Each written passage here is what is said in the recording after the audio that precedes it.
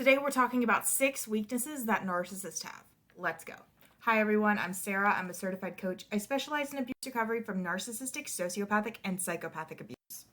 Number 1, they're very insecure, especially if they're covert. A lot of narcissists use their children or spouses as their therapists. They vent out all of this frustration and they say, I wish people would understand my greatness. I wish people would know how amazing I am. But no one wants me.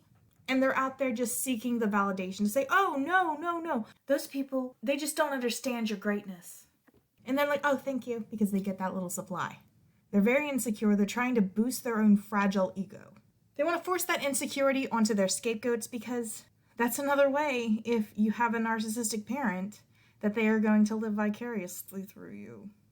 They want to transfer all the bad traits to the scapegoat and the good traits to the golden child. 2, they can never self-reflect to improve themselves. They always think that they're right. They always think that someone else is the problem. You will never get a narcissist to say that, you know what, that was my fault. I'm sorry. Genuinely. A few of them will do it to manipulate.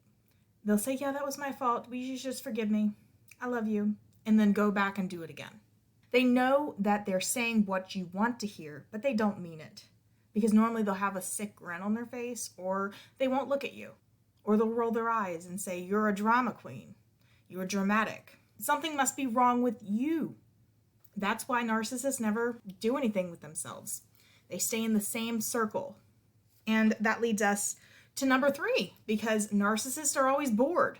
What do they normally do? A lot of narcissists, if they're just the average person, they just watch TV, watch a bunch of shows, are on social media. They're complaining that they're bored. They don't have hobbies. They don't have friends. They don't have interest. They're just there. And that's not saying like if you are an introvert and you like to stay home, or if you're just a homebody. That's not saying that you are like that. Because typically those types of people don't really get bored. They do things. They're creative and want to do something with their lives, but narcissists are chronically bored because they can never be interested in anything for a long period of time. You know, like how we have hobbies. The narcissist will like it for like 2 seconds and be like, I'm done. Next. I'm bored now. It's not satisfying me. Nothing is ever enough for them. 4, they can't empathize. Of course, this is on here.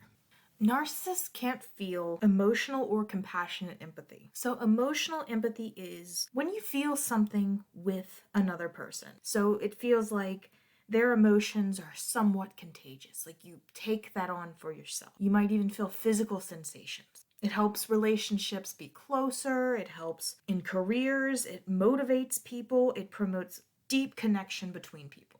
That is a huge weakness for a narcissist. They cannot do that.